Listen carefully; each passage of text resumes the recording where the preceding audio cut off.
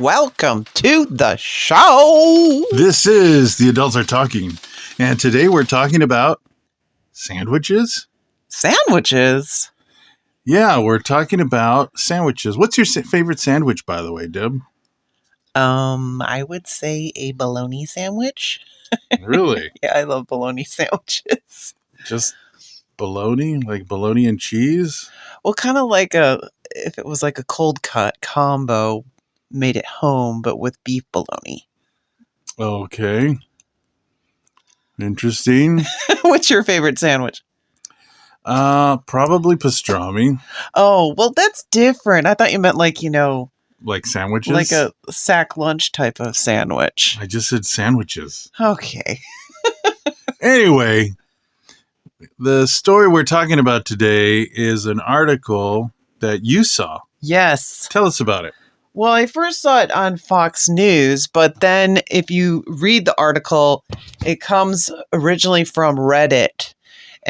But anyways, the Fox article is entitled, "Woman Asks If She's Wrong for Refusing to Pack Lunch for Perfectly Capable Husband." So, Well, first off, I think it's a red flag that she's posing questions for her marriage on Reddit. right. Yeah, exactly. So the situation is she's a stay-at-home mom. She somehow gets paid to take care of, well, she takes care of all the kids, but one kid in particular has special needs and she gets paid probably by, sometimes the state will pay for that. Mm-hmm. Anyway, and then her husband has a job. There's kind of a long commute. Mm-hmm. They are getting tight on their finances, and he used to buy his lunch every day, but he was telling her one of the ways we can cut back is, why don't you just make me a lunch? Well, Oh, no. yeah, exactly. Oh, no. Oh, no. So it just started into this fight. Why can't he just make the lunch? She's already making lunches. And he's like, but you have the time to do it. And so, yeah, so it's all about duties and all that. And people are like, he's disrespectful. Most people sided with her Mm-hmm. and not with him at all. I see.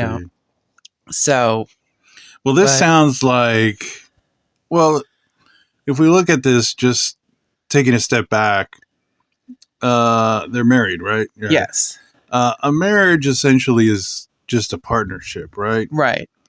So this sounds like there's a breakdown in the partnership because they both have requests of each other and neither one of them is really willing to accommodate the other one. And so what do you do in that situation? Yeah, it sounds like she feels unappreciated and maybe a little burnt out. And he feels like, I just want a sandwich. Why can't I just get everyone else in the family gets a sandwich. Why can't I get a sandwich? Well, in the article, it has quoted perfectly capable husband. Mm-hmm. And I think that's probably the wrong view Yeah, of viewing your partner.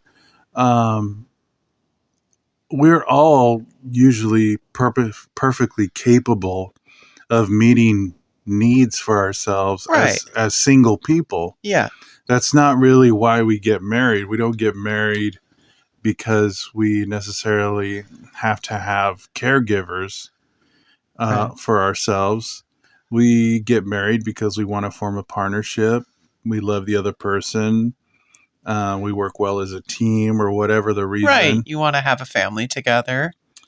And you do things for each other out of love. Yeah, Not just because you have to, not just because they can't do it for themselves. yeah, You do it because you want to do that. You want Yeah. to be in that relationship yeah, with that person and do things for them. yeah.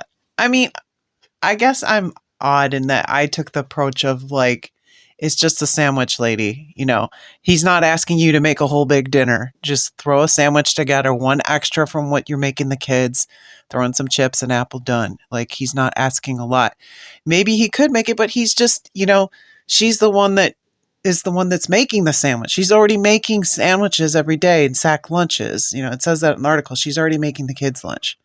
Yeah, that's strange. So that just seems a little really like just aggressive on that in that sense, you know. And on the other side, it's just a sandwich. Why doesn't he just make himself a sandwich? What's the big deal? Right. That's true too. Um, this reminds me of an old I don't know if it's a story or an actual rabbinic law where it says you can divorce your spouse over cold soup. Huh. And what that... They're not talking about gazpacho soup. Not a soup that's supposed to be. Yeah. Like a chicken noodle soup. But there's an actual, I think it's a real thing where it says you can divorce your wife over cold soup. And you think, well, why do that? Why is that allowed? Yeah. And the reasoning behind it is if you're willing to divorce your wife over cold soup, then maybe there's no love there and you shouldn't be married. Yeah. If these people can't come together and figure this out and she's got to post things on Reddit over a sandwich. That seems like a desperate cry. Like she's not getting enough of appreciation and he's trying to get a little bit of attention too. He's not getting enough attention. So there's something wrong here with the marriage that they need to it's fixable. It's totally fixable, but they got to both be willing to give a little bit more to each other because the thing is, yes, there's a special needs kid and she's getting money for that, but your husband should come, or your spouse, wife or husband, should come first. Exactly. And I think that's kind of the thing with marriages and partnerships in general of why they fail is when the marriage or partnership stops being the priority. Yeah. That has to be the priority because that's what everything is based on. This whole family environment is based on this partnership. Yeah. And so you need to be able to accommodate one another, whether it's her to him or him to her. Yeah. He could easily stop asking for this and she could easily accommodate this. Yeah. So the fact that they're both butting heads about this means they can't find a solution to both of their requests. They're unable to meet each other. Yeah. I mean, look, my mom was a stay-at-home mom and my dad expected meals made for him, but they made an agreement that Saturday afternoon and like Sunday evening, she had the time off. She was clocked out. Mm-hmm. And he didn't cook. So she was like, I know you don't cook. I don't care. You can buy pizza. You can, buy a meal. Yeah. Or you just make them sandwiches. Because she knew he knew how to make sandwiches and hot dogs. Right. She's like, sandwiches and hot dogs are fine. I just can't. I just need do whatever, two meals off. Right. 2 meals off. That's all I'm asking. And that's a good. And, he did it. To his credit, he did it for years. And nobody starved. What would he make? Well, he would make hot dogs that were kind of burnt. He would make the sandwiches, but then we would complain and end up making our own sandwiches. But he'd get all the stuff out on the table. And then most of the time he'd get the pizza. Yeah. But when they were getting tight on money, like, they would he would get like a Stouffer's frozen, That's good. those as well. So they worked it out. You see, that's a great example of communicating your needs and accommodating them. The other spouse, accommodating them. It's going to look different from marriage to marriage, partnership to partnership, of what that looks like. But this is, I think, a severe breakdown for these people where they can't come to an agreement on who should be making a lunch for, whether it's him for himself or her for him, whatever. They need to figure out a way that they can communicate with one another and figure this out because this is what a marriage is for. Yeah, I mean, like in our house, you don't like to clean. You don't really clean, and you do, and I do the cleaning. You do the cooking most of the time. But there's times where there's so much cooking and baking that goes on that the dishes and it really piles up, and I can't keep up. And you're like, what's going on here? I can't get in here. Ah. And I'm like, I cannot keep up. We're eating more of our meals at home and trying to be healthy and trying to save money. And I'm drowning in pots and pans, literally. And you're like, why are you not getting help from our son? Like, you need to delegate more, And I'm like, oh yeah. Oh yeah. Yeah, we don't have to do it all ourselves. No. We can get help. Yeah. And if she's got other kids, maybe they can help. Otherwise, let's brainstorm, figure out a solution for this. I mean, if our marriage can't tackle a sandwich, what does it say for the future of our marriage?